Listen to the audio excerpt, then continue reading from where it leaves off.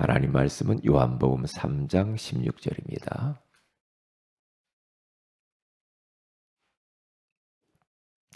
요한복음 3장 16절 말씀 우리가 잘 아는 말씀입니다.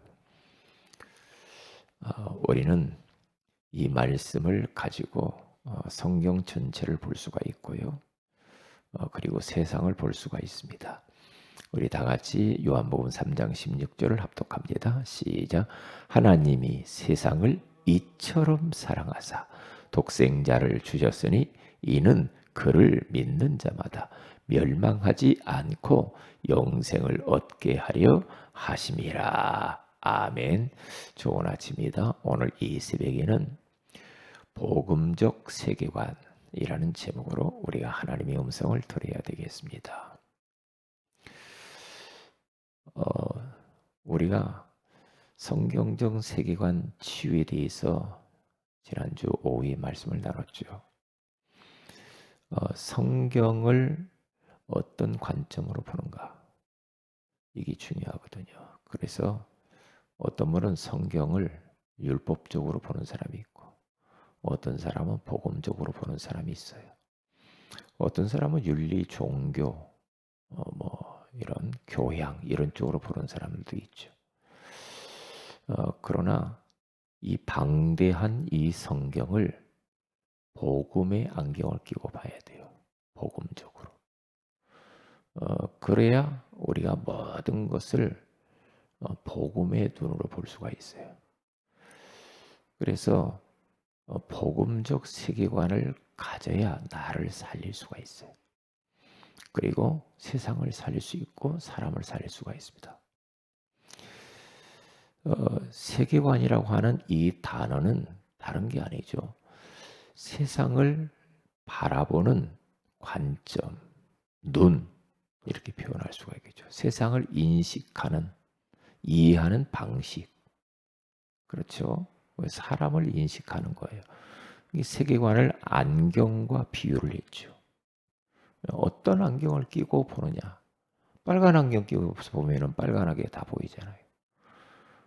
검정 안경 끼고 보면 전부 다 검게 보이죠. 그렇죠. 어떤 안경을 끼고 보느냐. 교회에 나오는 사람들을 봐도요. 똑같은 그런 현실을 보는데도 어떤 사람은 너무 부정적으로 보는 사람이 있고 어떤 사람은 긍정적이고 밝게 보는 사람이 있어요. 그런 게 다 어디에서 나오느냐. 세계관의 차이예요. 세계관. 그러니까 어려서 우리가 어떤 세계관을 심어 주느냐가 평생을 좌우합니다. 그러면 이 세계관이 언제 형성이 됩니까?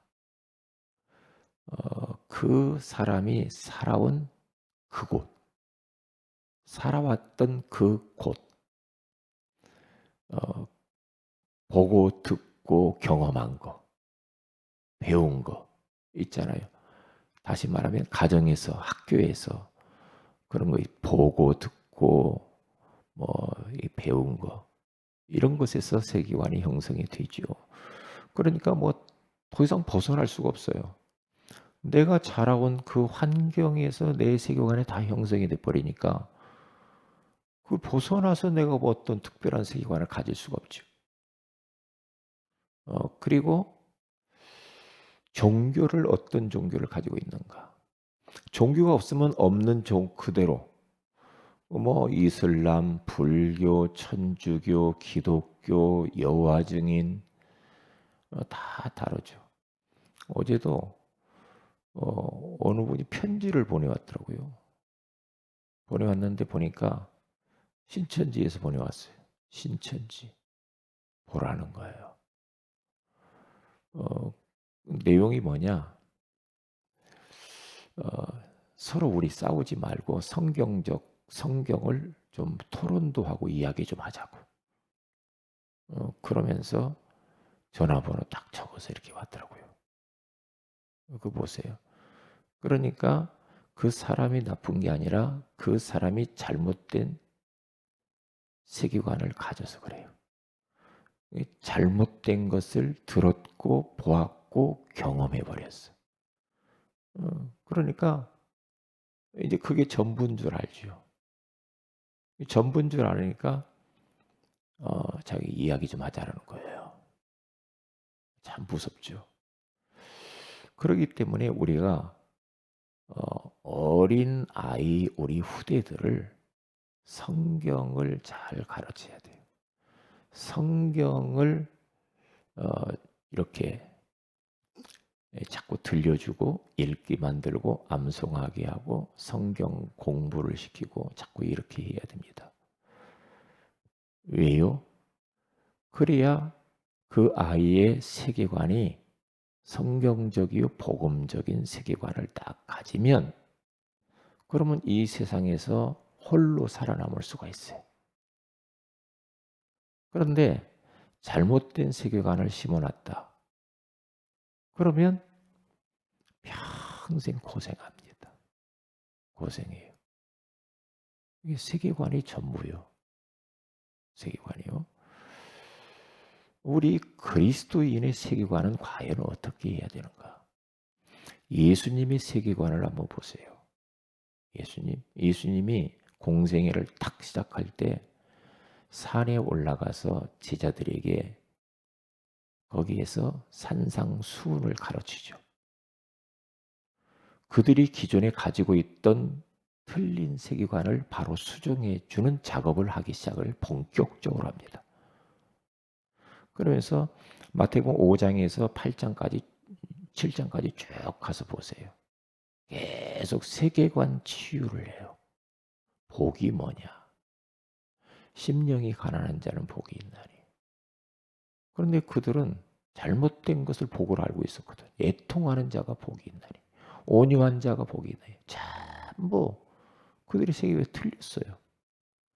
그걸 가르치는 겁니다. 다시 바꿔주는 작업을 본격적으로 하는 거예요. 의를 위하여서 박해를 받는 자가 복이 있다. 뭐 박해받는 게 무슨 복이야? 그게 복이래요. 복음을 위해서 박해받는 게 복이래요. 이리저리 피하고 또뭐 요령 피우고 그러면서 하나님 말씀 부정하고 그러면서 핍박 안 당하려고 그런 꼼수를 부리는 사람이 아니라 진짜 복음 때문에 박해도 달게 받는 그 사람이 복이다. 그렇게 말하죠. 화평케 하는 자, 마음이 청결한 자, 이런 게 다 복이래요. 근데 그때 당시에 유대교는요, 뭔가 많이 있어야 복이라고 알고 있고요. 더 많이 가지고, 더 많이 배우고, 막 이런 것들이 복이라고 생각했거든. 그러니까 막 높고 낮고, 있고 없고, 좋고 싫고, 이런 세계관을 다 가지고 있어요. 이게 그 안경을 끼고 모든 걸 본단 말이죠. 그렇게 자꾸 싸워야 돼요. 이게 우리 예수님의 세계관은 복음적 세계관이라 이 말이죠. 그래서 요한복음 8장에 가서 보면은 현장에서 간음한 여인이 나오잖아요.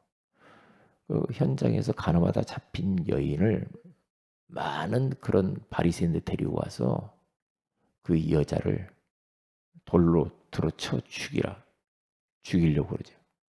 예수님 말씀이 이 여자가 현장에서 간음하다가 잡혔습니다. 모세의 율법에는 돌로 쳐 죽이라고 했는데 어떻게 할까요? 고칠 기세라. 그때 예수님께서 허리를 굽혀 땅에 글을 쓰시면서 눈을 들어 둘러보면서 하시는 말씀이 너희 중에 죄 없는 자가 돌로 치라고 그러죠. 죄 없는 자가 돌로 치라고 하니까 사람들이 가만히 보니까 다 죄가 있거든. 크고 작은 죄가 다 있을 거 아니에요. 다 양심에 꺼리끼는 게 있단 말이죠. 그러니까 다 돌을 버리고 다 물러갔죠. 다 물러갔어요. 그게 바로 뭡니까? 그게 복음적 세계관이에요. 복음적 세계관은 사람을 살려주는 겁니다. 사람을. 이게 그 여인이 그 모습을 보면서 살은 거죠. 죽기 직전에 살은 거 아니에요. 그때 그 여인은 남은 생애를 어떻게 살았겠냐 이 말이죠. 그러니까 예수님의 세계관, 예수님의 이 땅에서의 그 예수님의 삶을 보면은 다 살려줬어요. 귀신 들린 자를 살리고 핍박하는 자도 살리고 심지어는 십자가에 죽으면서 저들의 죄를 용서해 달라고 기도하죠. 예수님이. 왜요? 그게 바로 예수님의 세계관이에요. 누가 오리를 가기를 원하느냐? 십리까지 가져라. 겉옷을 갖기 원하느냐? 속옷까지 벗어줘라. 응? 그렇게 우리 예수님께서는요. 자기 목숨까지도 버려버리죠. 그 정도로. 그런 세계관을 우리가 가져야 됩니다. 근데 그것과 똑같이 닮은 사람이 바울이죠. 바울의 세계관. 그는 어떤 세계관을 가졌습니까? 전에는 완전 종교 세계관이었거든요. 부활하신 예수님을 탁 만나고 난 이후에 그의 세계관은 완전히 달라졌어요. 달랐어요. 그는요. 로마 교회의 편지를 딱 쓰는데요. 로마서 1장 24절에서 32절에 가서 딱 보면요. 로마 교회 성도들이 자꾸만 하나님을 마음에 두기를 싫어해. 자꾸 하나님, 예수님 밖으로 벗어나고 우상 섬기고 여기 하나님이 없다고 부정하고 그들을 향하여서 편지를 쓰잖아요. 그러니까 바울이 말합니다. 자연을 봐라. 자연을 보면 하나님의 존재가 거기 보이지 않냐. 어떻게 저 자연이 저렇게 말이요. 사시사철 응? 꽃이 피고 열매를 맺고 그 봐라. 거기 하나님의 신성이 보이지 않냐. 그렇게 말을 하죠. 그러면서 그들이 자꾸만 우상을 만들어 섬기잖아요. 짐승을 갖다 놓고 거기를 섬기고 막 뭐 물건을 만들어 놓고 섬기고 자꾸 그러니까 하나님이 그들을 내버려 두사 그래요. 그러니까 그들이 우상 섬기 자꾸 그러니까 내버려 두었대요. 3번이나 이야기합니다. 거기에 보면 내버려 두사, 내버려 두사. 그러니까 하나님께 버림받는 것이 가장 무서운 형벌이에요. 완전히 하나님 무관심해 버려. 버림받은 거 있죠. 내버려 뒀대. 내버려 딱 두니까요. 그들이 아주 못된 짓들을 막 하기 시작하는데요. 그때부터요.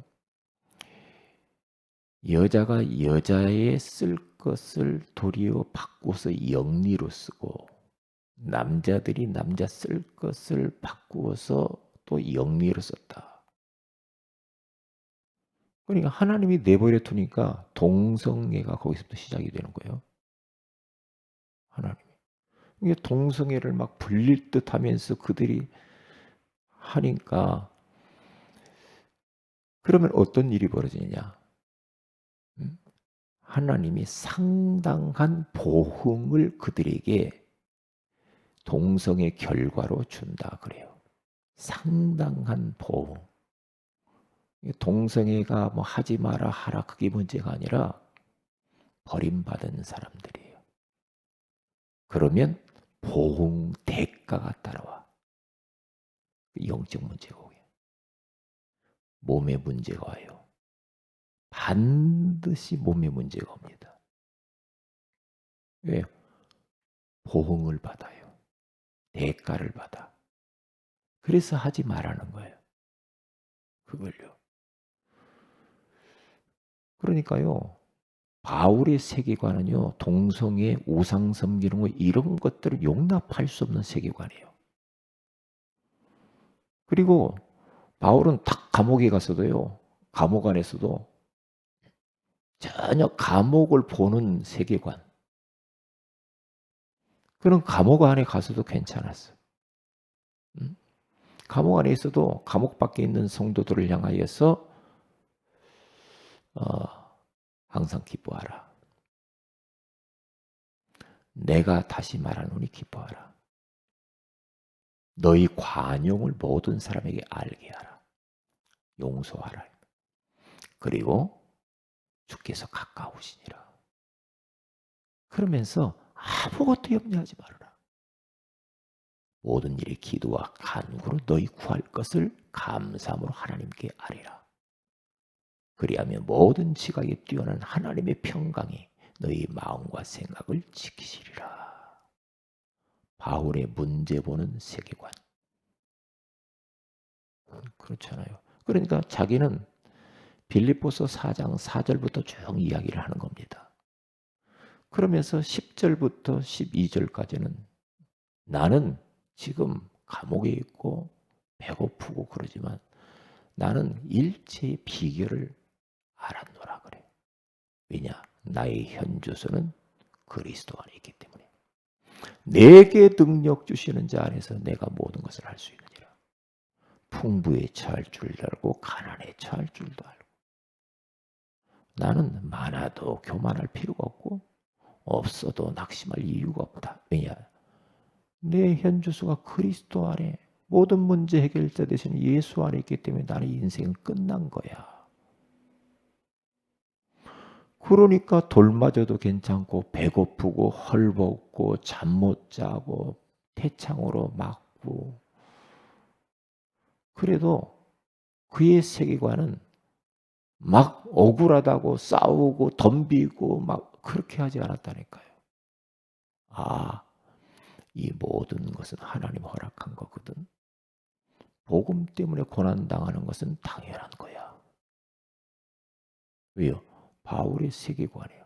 나중에는 순교하죠. 그것까지도 받아들여요. 바울이. 그렇게 믿음의 사람들을 잘 보면요. 진짜 성경적 세계관, 복음적 세계관을 다 가지고 있어요. 그러면 올바른 이러한 세계관을, 복음적 세계관을 다 가지면 사람 보는 눈도 달라져 버립니다. 문제 보는 눈도 달라져 버려요. 사건 보는 것도 달라져요. 그런데 세계관이 잘못된 세계관, 막 율법적인 세계관을 가졌다. 윤리, 종교, 막 이런 세계관을 가지고 있다. 막 부정적인 세계관. 그러면 어떻게 돼요? 모든 것이 다 부정적으로 보여요. 부정적이에요. 무슨 소리 들으면 금방 이러고. 응? 뭔 문제 나가면 금방 막 부정적으로 생각하고 큰일 났다. 어떡하지? 불안하고 막 두렵고 밤잠 못 자고. 왜요? 틀린 세계관을 가지고 있어서 그렇다 이 말이에요. 그래서 이것을 치유받아야 돼. 뭘로? 복음으로. 복음으로.